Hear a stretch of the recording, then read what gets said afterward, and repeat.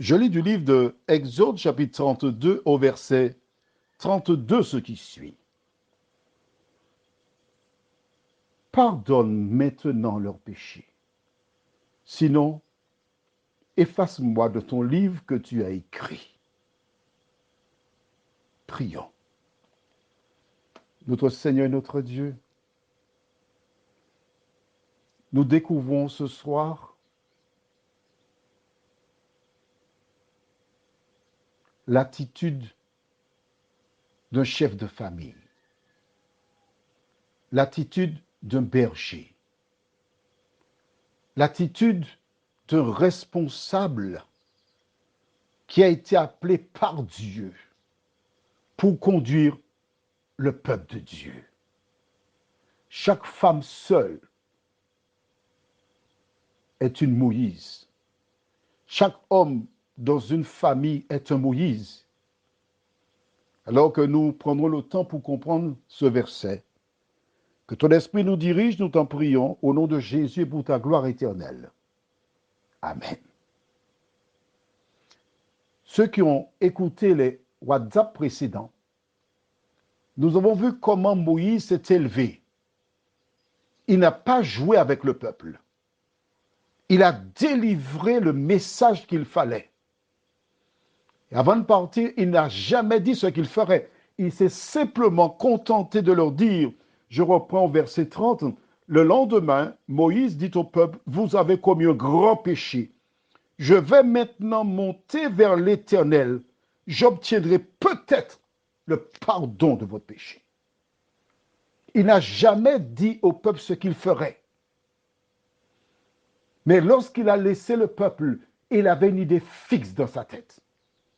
Moïse était conscient que ce peuple s'était éloigné de Dieu, que le peuple avait laissé de côté la main de l'Éternel, avait répondu aux sollicitations de l'ennemi, avait adhéré à ce message, avait rejeté l'Éternel.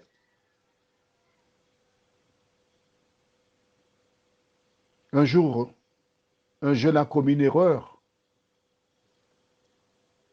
et ceux qui étaient censés l'encadrer lui dirent, tu as commis une erreur, tu n'as qu'à supporter les conséquences. Plus tard, Pilate, lui, se lavera les mains en voulant démontrer qu'il est innocent de la mort de Jésus. Avant Moïse, nous avons l'exemple d'Abraham qui a négocié avec Dieu et qui a obtenu que s'il y avait 10 justes à Sodome et Gomorrhe, que Dieu protégerait la ville. Mais là, Moïse va beaucoup plus loin. Moïse fait un deal avec Dieu. Il demande à Dieu clairement, pardonne maintenant, pas demain, non, pas après-demain, non. Il dit, pardonne maintenant leurs péchés. En créole, on dirait actuellement leurs péchés. Si tu ne veux pas faire cela, efface mon nom de ton livre. C'est cette déclaration de Moïse qui nous permet de savoir que Dieu a un livre dans lequel se trouve le nom de ceux qui sont sauvés, les fidèles. Moïse est prêt à mettre la vie éternelle, sa vie éternelle en jeu pour sauver des bandits qui ont sciemment rejeté Dieu, qui ont commis un grand péché.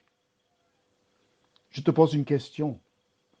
Es-tu prête, es-tu prêt à supporter les conséquences de tes enfants?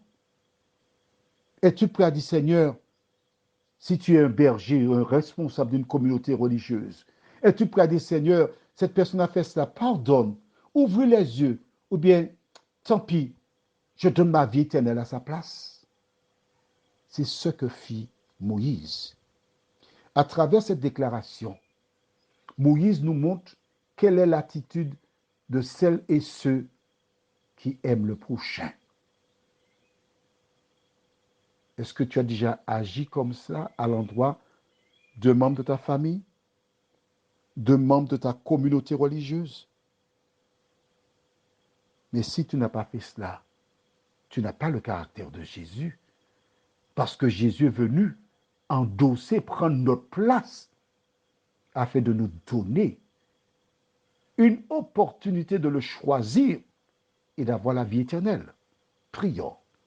Notre Seigneur et notre Dieu, l'attitude de Moïse nous montre comment il est important d'aimer les gens.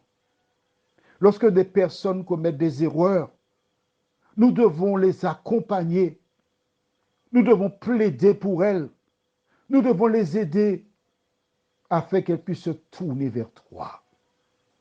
Que ton esprit nous dirige et que nous puissions ce soir, ô Éternel, réfléchir sur notre vie, nos actions, revenir de nos mauvaises voies, nous t'en prions, au nom de Jésus et pour ta gloire éternelle. Amen. Je te souhaite une bonne nuit.